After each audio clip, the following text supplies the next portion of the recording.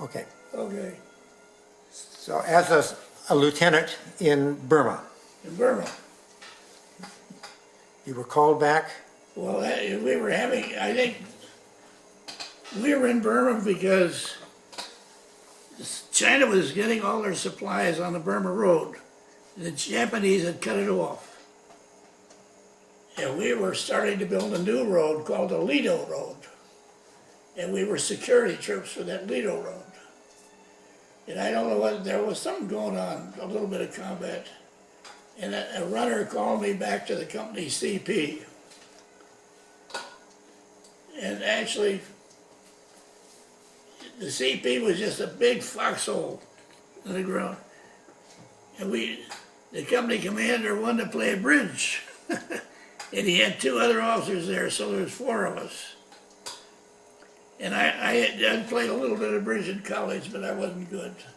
And I did something dumb, like I trumped his ace or did something to him. I was his partner. And he pulled out his revolver. And the other two guys jumped on him and saved me. And actually, I don't remember much about it anymore. But I know I never saw him again. He was taken out. And about 4 years or so later, my mother lived in, where's the Pikes Peak? Colorado. And we were in Colorado one summer, and the Pikes Peak auto race was going on. And we went over to watch it. And there were a lot of cars, a lot of people. And they had a lot of civilians helping to direct traffic. You know, they had armbands on. And so help me, one of the guys that was directing me was that captain that was going to shoot me. We didn't have time to talk because we had to move on. I think his name was Captain Bronson. But I didn't even have conversation with him. We just recognized each other. So the war was with your own. So it was a weird sensation. It must have been. Yeah. So probably it was the trauma of combat because you were in a fighting situation. Well, yeah, he was cracking up. Yep. But he recovered, evidently. And it was just the fact that I ran into him 4 years later was a phenomenon. My goodness.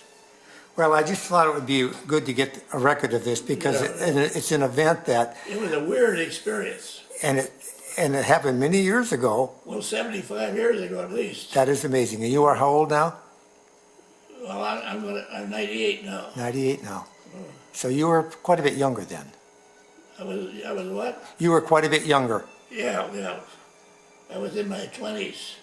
And you were a young lieutenant pulled into the war situation from China. Well, I was in China. I taught at the military academy, and the Japanese ran us out. And the few Americans that were at the military academy were sent to Burma with Merle's Marauders.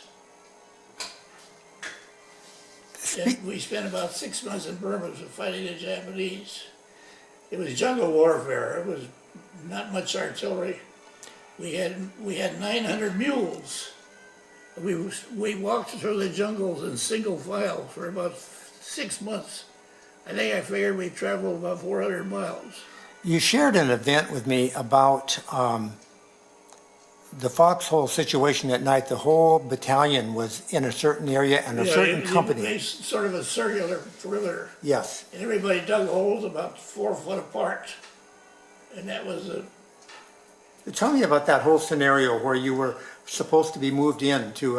Oh, that was another issue. Yes. Where we were, there was one company that was in a spot where they were getting a lot of opposition every night. All the Japanese were crawling and trying to find foxholes so they could dump grenades in them. It was just a night operation.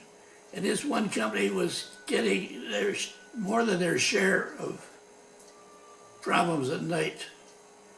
And the battalion commander decided to give this company a relief.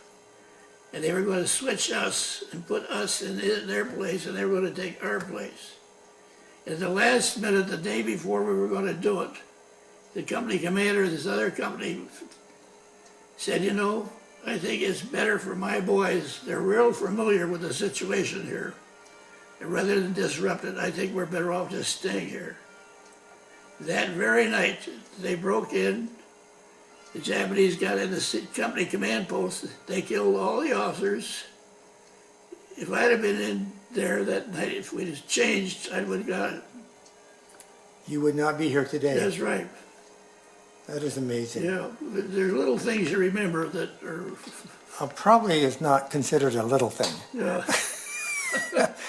Well, Dan, thanks. I just wanted to get some of these events so we could share them with others because it's so memorable. And of course, right now we're at the Memorial Day when you might have been on the other end of the Memorial Day rather than just a veteran. You would have been one of the memorials. I was so blessed, so fortunate.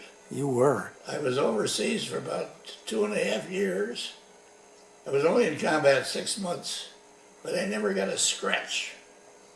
I never got a scratch. That was amazing. Yeah. Well, thank you for sharing that.